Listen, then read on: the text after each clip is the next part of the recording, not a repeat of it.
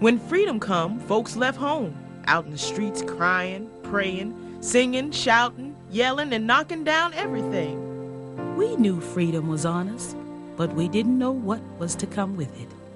We thought we was going to be rich, richer than the white folks, because we were stronger. But it didn't turn out that way. We soon found out that freedom could make folks proud, but it didn't make them rich. So long as the shadow of the great house falls across you, you ain't gonna feel like no free man, and you aren't gonna feel like no free woman. You must all move. You must move clear away from the old places that you know.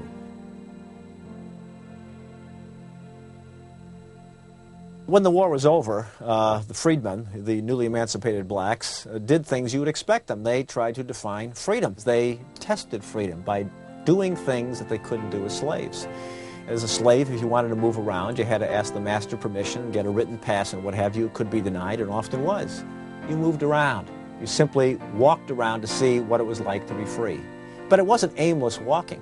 It was walking to reunite with family members who might have been sold away during slavery time, or you'd been separated during the war because of all the upheavals with armies tramping about and invasions occurring and you fleeing bondage or some other member of your family fleeing bondage, so you tried to reunite your families.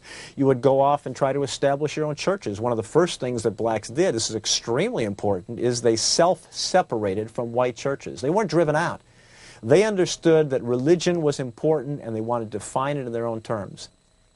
So many people on the move created problems, especially when they started off with nothing but the clothes on their backs, and when hunger and want was everywhere.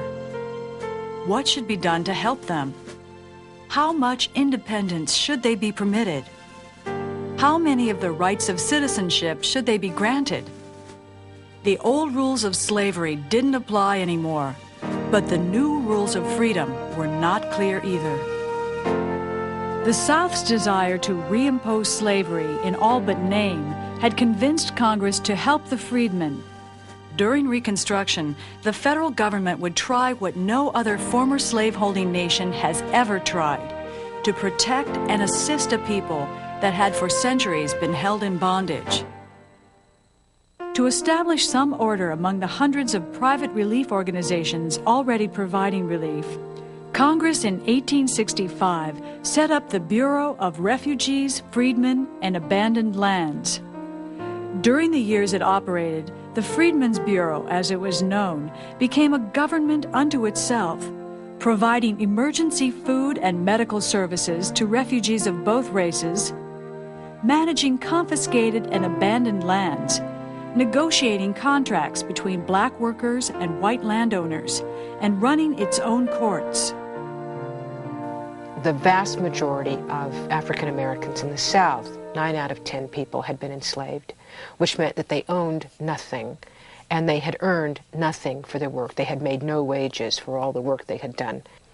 And the second thing was that in most southern states, it had been illegal to teach slaves or black people to read and write.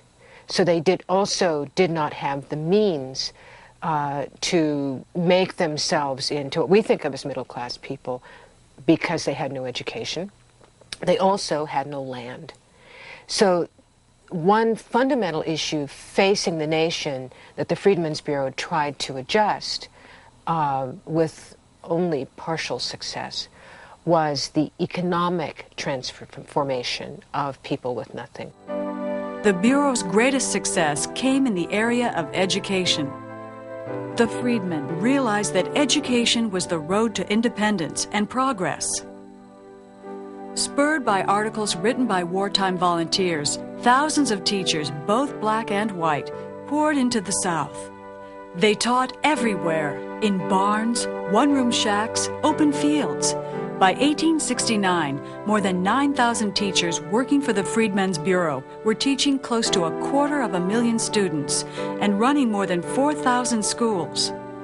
Black churches joined the Bureau in organizing black high schools and colleges that would train the coming generations of black educators, political leaders, and professionals.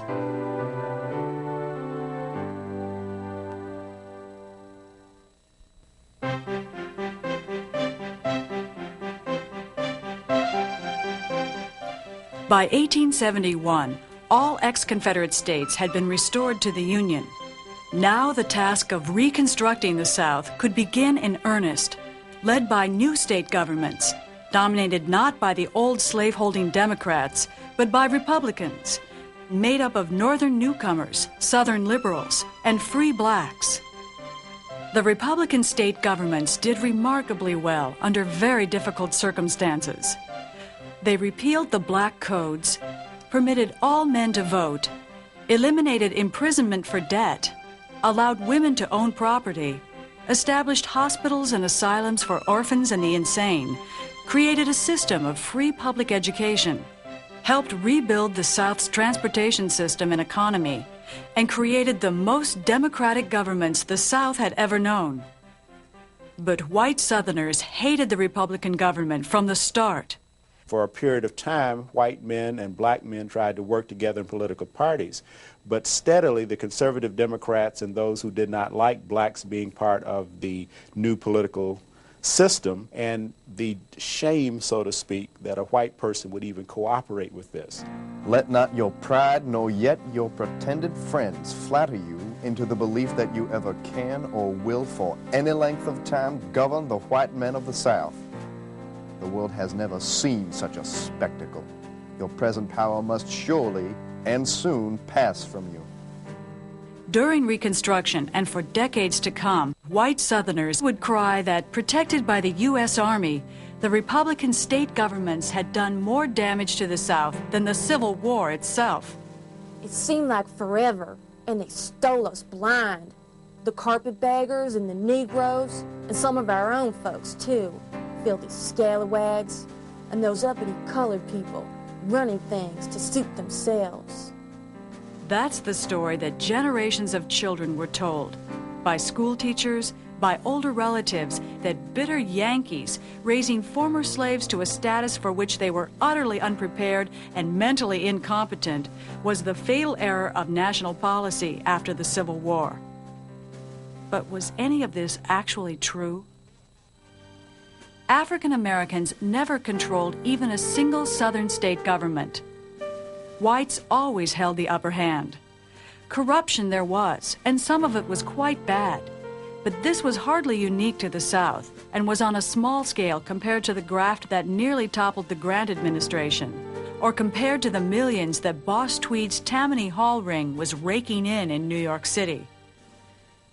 Black incompetence, too, was a weak claim. The 2,000 black men who held public office between 1865 and 1877 proved to be no worse, and in many cases a good deal better than their white counterparts. Black officials also came from remarkably diverse backgrounds, and some were extremely well educated. Politicians like U.S. Senators Hiram Revels and Blanche Bruce of Mississippi served their constituents with honesty and distinction. What really made Republican rule so offensive to conservative whites were the new taxes passed to fund the internal improvements, and the fact that the Republicans were outsiders and African Americans. Scandalmongers spread false and exaggerated stories of Negro rule and corruption to legitimize the campaigns of terror that swept the Republican officials from office. Since the year 1866, nearly 3,500 persons, a great majority of whom were colored men, have been killed and wounded in this state on account of their political sentiments. General Philip Sheridan, New Orleans, January 1875. Fanning fears of Negro domination, white Democrats calling themselves the Redeemers teamed up with white terrorist organizations like the infamous Ku Klux Klan and White League to recapture the South. The campaign of terror raged for years. Black officials were beaten, murdered, driven from their homes, threatened, or assaulted. The Klan went after men and women, old people and children, school teachers, farmers, businessmen, and white supporters of black rights. The federal government finally struck back, passing the Force Acts of 1870 and the KKK Act of 1871, which gave President Grant unprecedented powers to use the armed forces to crack down on the white terrorist organizations. Enforcement was vigorous, but too late. for by then the so-called Redeemers had taken control of the South.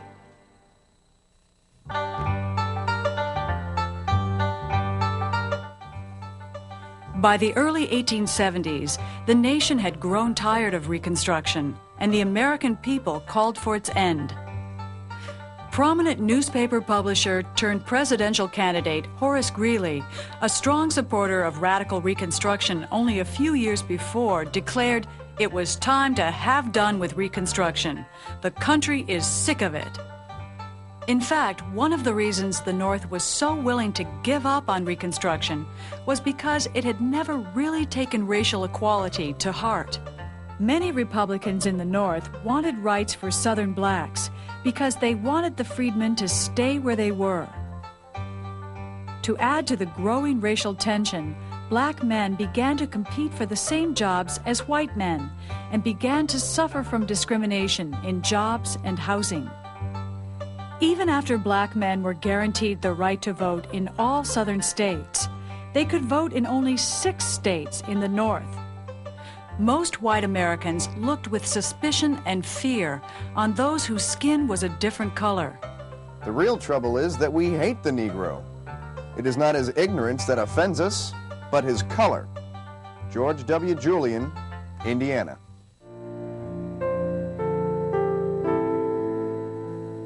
In 1876, the nation was in the midst of the worst depression in American history. Focusing on